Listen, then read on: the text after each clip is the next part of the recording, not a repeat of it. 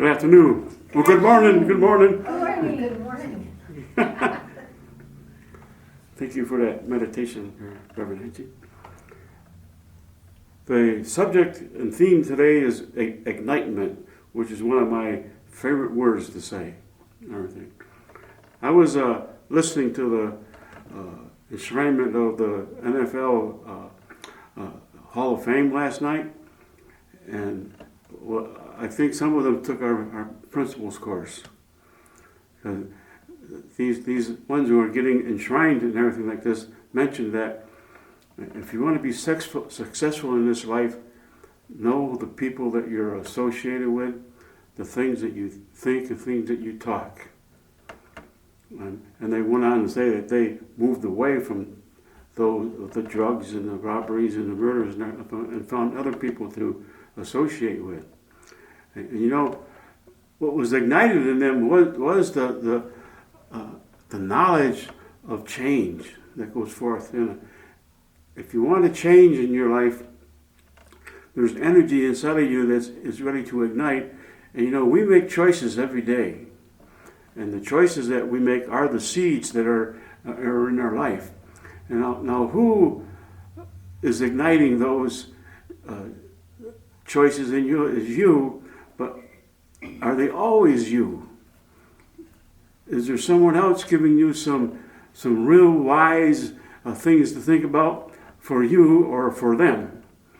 When you make a choice to do something or feel something that other people have done, you know, you're actually taking away from you. You're igniting energy that is really not wholly yours and everything. And so we want to be able to understand the choices that we make. And of course, we make a choice if we want to go somewhere, that's a choice to make. And if you make a choice to go someplace where it's not pleasant or it's unhappy or anything like this, guess what you just did? You created unhappiness in your life and things that are not wise and everything. And so, how do we go about changing this? You know, I remember when I first come into this chapel, and I was in development classes, and I would ask myself, what happened in 1969? And I would get these events that took place, you know, and then I says, well, whose idea was this? You know, and a strange thing happened that most of the things in my life were not my ideas. I did have one idea that worked out pretty good, was going to the Army, which I thought was the biggest mistake, but it turned out to be a wise action upon my part, and it got me out. I made a choice to move away from a family that was dysfunctional and alcoholic and everything. And I didn't realize that until years later and everything. But the experience of that I could recall on the ignitement. There was a feeling inside of me, you know, that just said, do this. And it was a feeling that I hadn't ever experienced before, because it was going against just about everything that was given to me. Except for my mother, she encouraged me to go to the recruiter. And so when I went back and I said, this was on a Friday, when I went back home and everything, I said, well, I'm going Monday to the Army. Her mouth almost to the floor and everything. So, but I remember that feeling that I had, you know. And when I got other ideas on what to do, you know, an idea to come to Arizona, that same feeling was there. And then when I came in here, there was another feeling that there's something here that is going to be very positive and constructive for me. And that was the energy of knowledge within us. You know, each one of us have knowledge that's within us. And when we make a choice of that knowledge and everything like this, you know, and when I would read something, I would say, now, what does this really mean? It took me a long time to read things, because I'm dyslexic, and it takes me a long time to read a sentence and everything. But when I did, I would say, now, what did I really read? And the amazing thing is that the things that I was feeling were the opposite of what that sentence said. And really, I did a number with religion, because I would read the Bible and it said, well, this don't make any sense and everything. And so I would say, now, give me some understanding of this. And it would give me understanding that this is a way of controlling things, and you have an idea how to be free from that and everything. We all have this knowledge within us, and how do we ignite that knowledge and everything? One of the things that I found helpful is our breath. You know, that's the most powerful thing that we have in our world is our breath. And as you inhale, you know, what is really ignitement? You know, the easiest thing I can think of is a match. When you strike it, it actually, there's an ignitement, and that comes from within. It doesn't come outside that match, it's in that match. And so, what this also tells me that the ignitement of I am and our Creator is inside of us. You know, and one of the things that I really am striving to emphasize in the upcoming, more than before, is that, you know, I hear all these things that, yeah, God and all Creator is inside of me, but then the next sentence I say, well, come on in. Come in wherever you are. And when you're saying come in, you're saying it's away from you. And so, and that the brain, you know, is not geared that way. The brain is actually geared logically. And if you say God is within, there's a thesis that will let you know that God is in all living things. I'm a living thing, therefore God is within me. Tells that, but then when you start saying, "Come on in, God," I call that a non-link.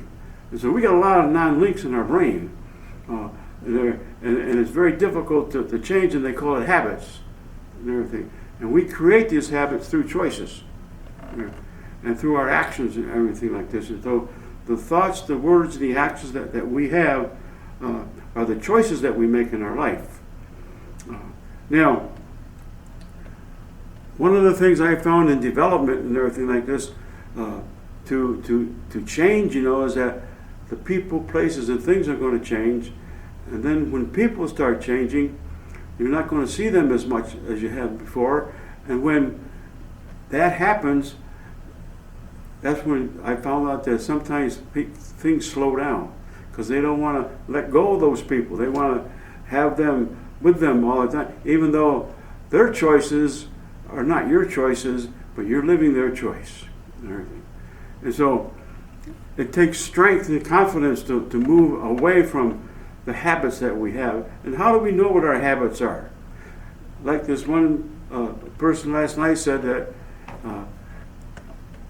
when you are with someone, you are with that person. And that habit that person has, you have that habit. And that could be kind of scary in a way, but it's truth. You know, is that when you're with people, you're in that habit of their living. And the best way that I found it is not to be in that, you know. And like I mentioned before, when I came here to Tucson, I wanted to get away from the energies and people in upstate New York, in Syracuse, but I found the same people here. And some of them had the same names, which was really interesting to get over. And they acted the same, and they were saying the same words. And so I thought, well, there's got to be a different place for me to be. I'm not going to make this choice to stay.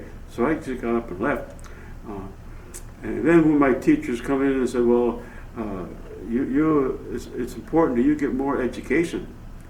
And that was a nice replacement to go to the university and make a choice to go there. And those people in the university are making choices to educate themselves and to do things and to form different habits. And eventually you will form that habit. But we are a creature of habit, and so know that the knowledge within you is igniting every time you make a choice. And every time you go to a place, know that's who you are. And you know, the best way I find of changing that, of who you are, is to find different places to go. Because there are always people, and they're always doing something. They're always thinking, and they're always talking. And so, and when you go into a place, you automatically know if it's the best place for you. because your stomach tells you that. That's the wisdom part of our being.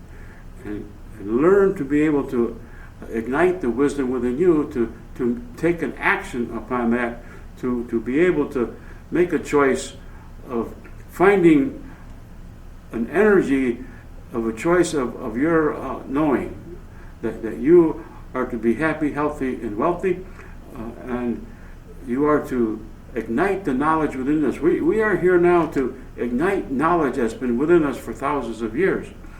And we all know that this world can use a change right now, and know that it is going through a change. And this change is happening at the moment that we live. And as you change yourself, then you change the world.